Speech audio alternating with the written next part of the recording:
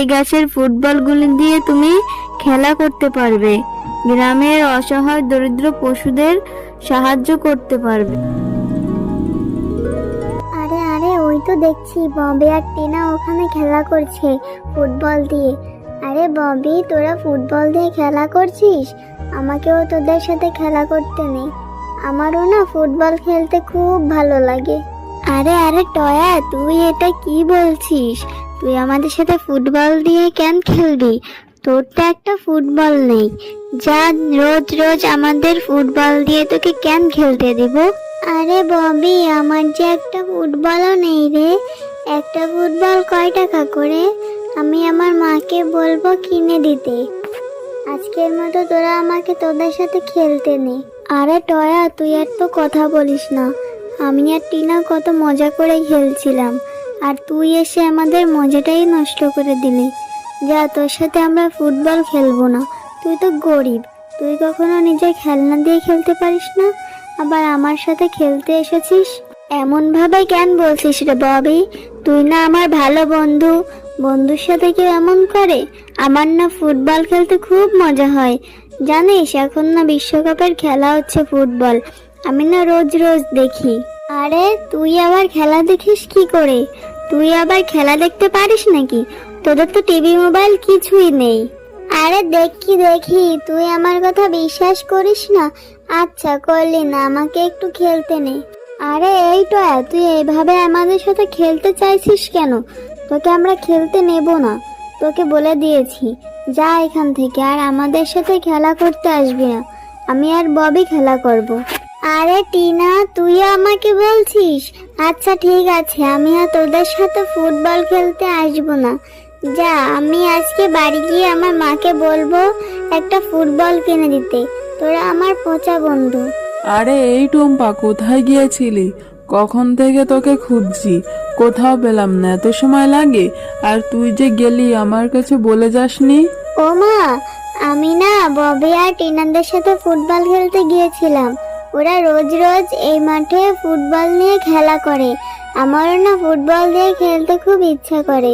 তুমি আমাকে একটা ফুটবল খেলে দাও না মা।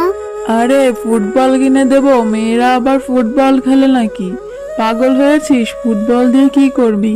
আর আমার কাছে ফুটবল কেনার মতো টাকা নেই। আমি যে বাজার করতে বাজারে যাব, তুই বাড়িতেই বসে থাক, আমি তাড়াতাড়ি চলে আসবো। ও মা, তুমি বাজারে যাবে? তাহলে তো ভালোই হবে, আমাকেও তোমার সাথে বাজারে নিয়ে যাও না। আমিও তোমার সাথে বাজারে যাব। আমার ঘরের মধ্যে একা একা একদম ভালো লাগে না, আমারও যে খুব ভয় লাগে। আরে ভয়ের কি আছে? আমি জানি তোকে বললেও তুই আমার কোনো কথা শুনবি না। আচ্ছা ঠিক আছে, চল, বাজারে নিয়ে যাচ্ছি, কিন্তু আমার একটা শর্ত আছে। আমার কাছে কিছু চাইতে পারবি না।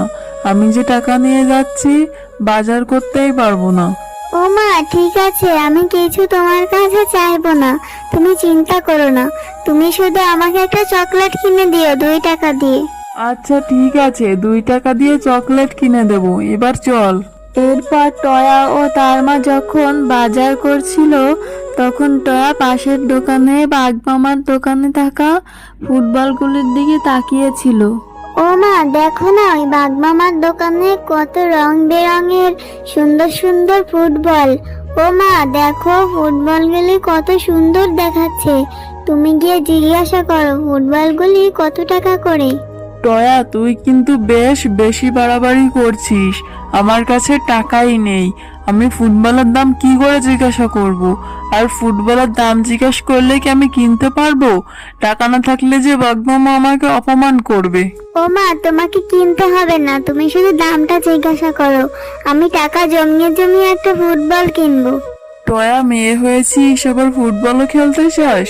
আমি তোকে বলে নিয়ে এসেছি যে আমার কাছে কোনো টাকা নেই, এখানে এসে ঠিক তো ফুটবল কেনার বাহানা ধরছিস।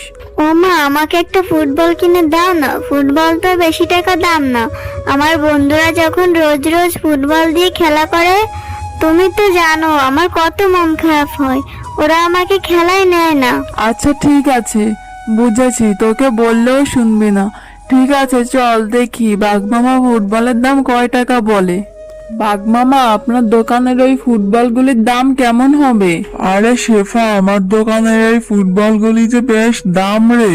আমি ফুটবলগুলি বাহির থেকে এনেছি। একটা ফুটবলের দাম 300 টাকা।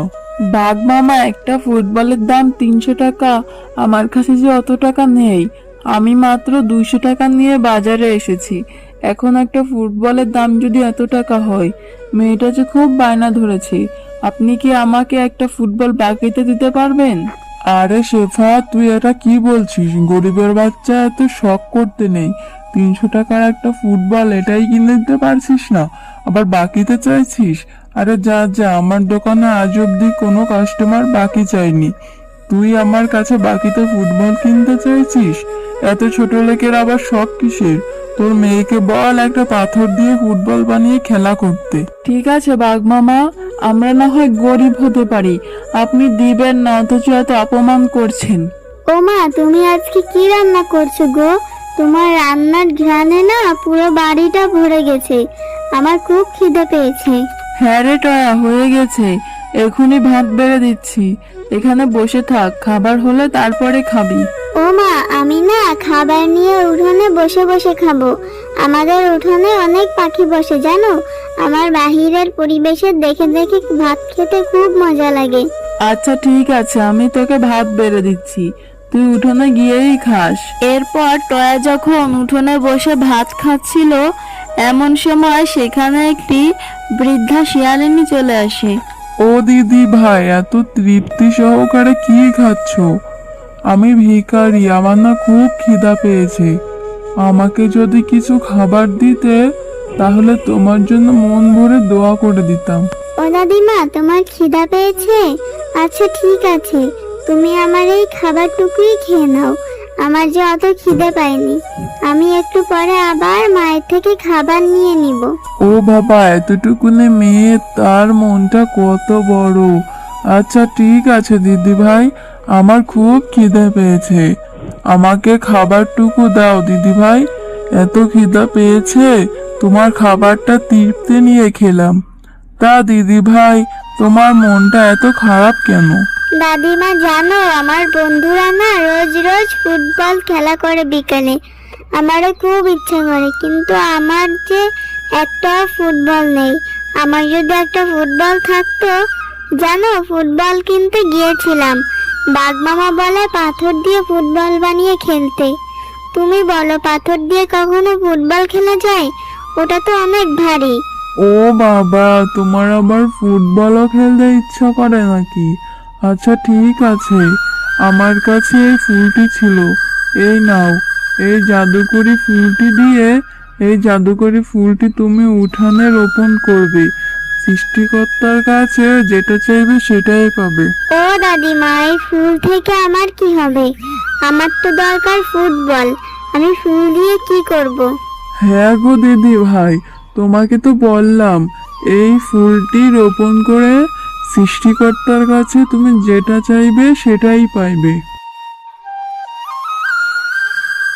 ও মা, দেখো না আমাদের উঠোনে কত বড় একটা ফুটবলের গাছ হয়েছে।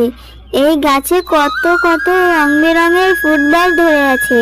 এই ফুটবলগুলি দিয়ে আমি এখন থেকে রোজ খেলা করতে পারবো। আরে টয়া, তাই তো দেখছি, গাছে আবার ফুটবল ধরে আছে। এত এত ফুটবল, আমি তো কখনো গাছে এরকম ফুটবল ধরে থাকতে দেখিনি। টয়া, এটা হচ্ছে জাদুর ফুটবলের গাছ। তুমি অনেক ভালো, তুমি ওই ভিখারি বুড়িমাকে সাহায্য করেছো। এটা দেখে সৃষ্টিকর্তা তোমাকে সাহায্য করেছে। এই গাছের ফুটবলগুলি কখনোই ফুরাবে না। তোমরা মা ও মেয়ে বাজারে নিয়ে বিক্রি করতে পারবে, আর এই গাছের ফুটবলগুলি দিয়ে তুমি খেলা করতে পারবে।